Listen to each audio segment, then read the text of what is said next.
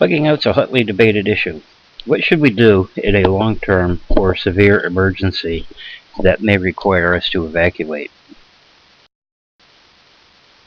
Several issues need to be addressed before making your decision.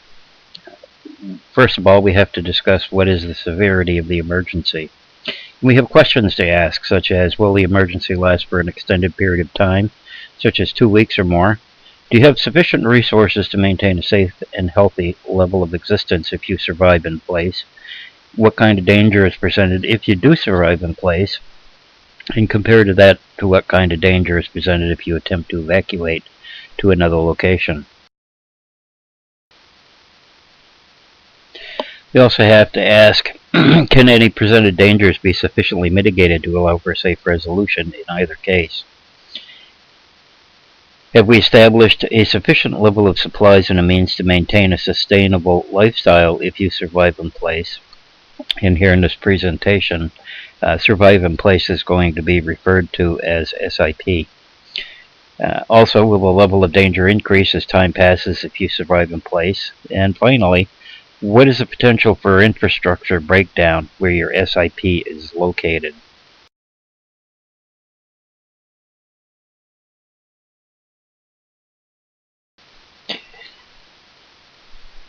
First of all, we'll address what is the severity of the emergency.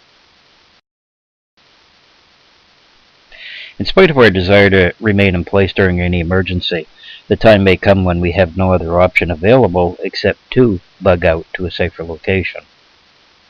Sometimes this location may be temporary, such as in a community shelter or a temporary FEMA camp or community of some type.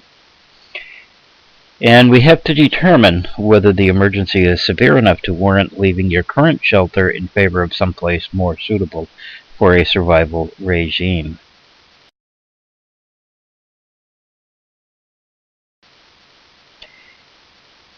We have to ask, will the emergency last for an extended period of time? And by this, do we mean, is the emergency something that will last for just a short while, such as in a severe snowstorm or an ice storm? Or is the emergency one that may have caused some serious damage, such as hurricane or earthquake, that is not easily repairable? Will the emergency last for an extended period of time? The longer an emergency situation lasts, the greater the risk of societal breakdown. The failure of support systems also increases as time goes by, with the lack of maintenance and support. Long-term survival requires extensive pre-planning and acquisition of resources. Do you have the ability to obtain as well as maintain these resources where you are at now? An urban SIP location can severely restrict your ability to maintain a long-term survival lifestyle. You need to determine if you have sufficient resources as well as the will to accomplish the creation that this type of lifestyle change is going to present to your family.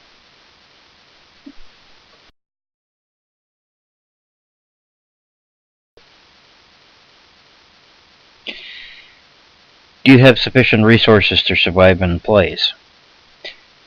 Long-term food storage is only going to last for so long. Eventually, you're going to have to supplement that long-term food storage and other supplies that you have. The longer an emergency lasts, the greater the ability to go without the things that we're used to having. So we need to be able to provide for alternative resources if we do decide that we're going to SIP at our current location.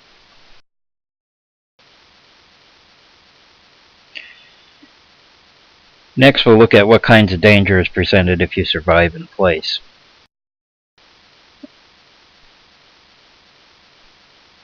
You need to determine if there's any potential for further damage in any emergency. And remember that some emergencies can suffer recurring event cycles, such as aftershocks from an earthquake or possibly mudslides. What kind of danger is presented if we attempt to evacuate to another location?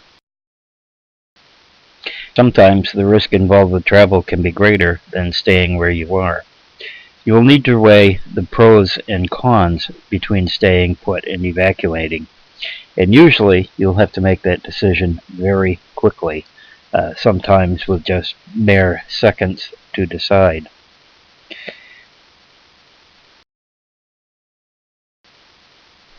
You need to ask yourself if any presented dangers can be sufficiently mitigated to allow for a safe resolution in either case. By taking alternative routes, you may be able to avoid the most serious areas affected by a disaster event. You may be able to make sufficient repairs to your home to allow you to stay in it safely if it was damaged, thus eliminating the need to evacuate. And if the event is a minor one, such as a blizzard, ask yourself if you have sufficient equipment and supplies, such as used for heating and cooking in the absence of the usual infrastructure.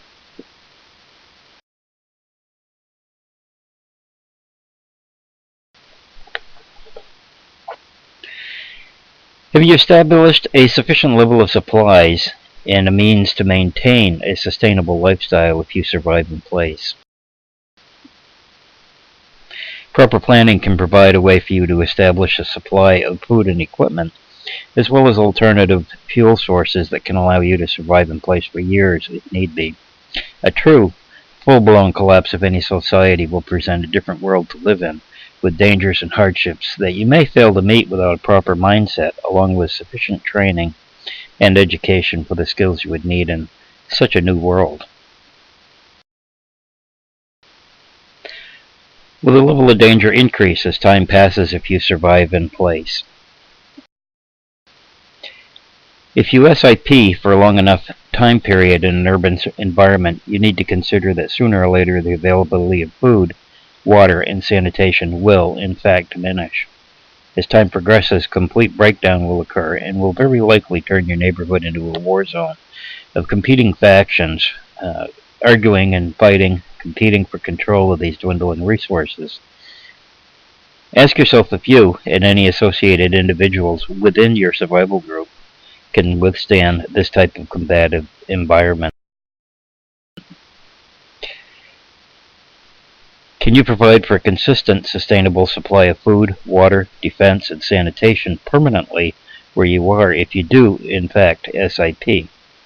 Do you have a plan for escape and evasion from your current SIP location in the event that you become overrun by a degrading environment?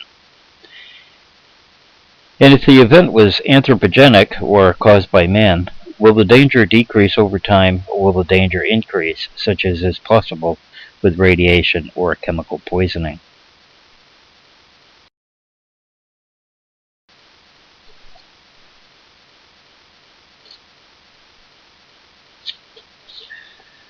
When deciding to bug out or stay, you really have to weigh all of the potentialities involved before arriving at your decision. Sometimes you're better off staying put, while at other times you may be better off leaving for a safer retreat location. Only you can decide what your best and most acceptable options will be when overwhelming disaster occurs in your community.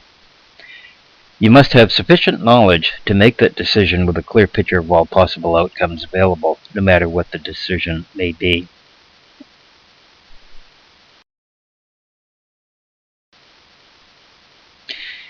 What is the potential for infrastructure breakdown where your SIP is located?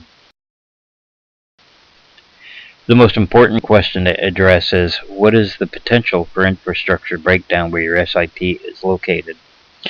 Without adequate infrastructure, your ability to survive in an urban or even a suburban and sometimes even ex-urban environments are seriously crippled. Water, food, and security commonly provided for by the government may be curtailed or even completely gone in a large-scale disaster. You need to ask yourself if you have the resources to provide for all of the things you need should a disaster impact your community to such an extent that the infrastructure vanishes.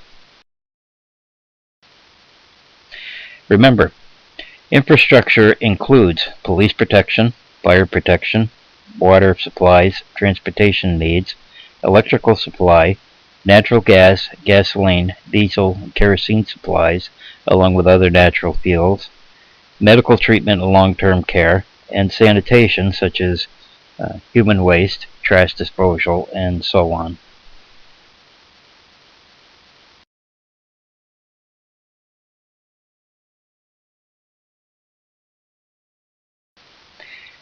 What will you do, if any, or in a worst case scenario, these services and needs are eliminated from your community? Can you survive in place beyond the loss of all of these infrastructure benefits if you SIP? Can you survive beyond that loss if you evacuate or bug out to another survival retreat? These are the questions that you must weigh when making your decision to leave what you have now behind you, or go to another location whereby you may be able to survive and thrive.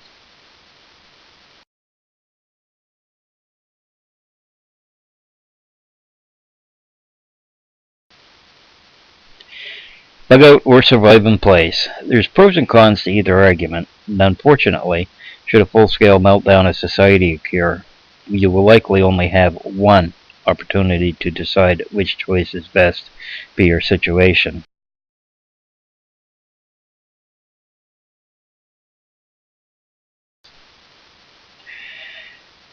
Making the wrong choice could be disastrous. Successful survival depends entirely upon adequate preparedness planning. If you fail to prepare, you will fail to survive.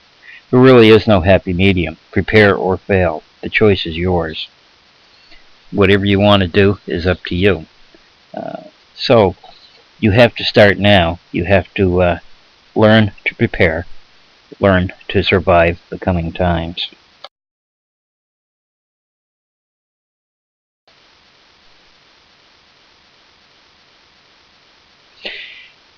You can learn more about survivalists and preparedness and survival skills by visiting our site at survivaltimestoday.net, or one of the many fine websites available on the web dealing with survival and preparedness skills. You can also pick up a lot of information and some new skills that you might not have learned thus far on social networking channels such as YouTube and other places where you can learn more about survival and preparedness.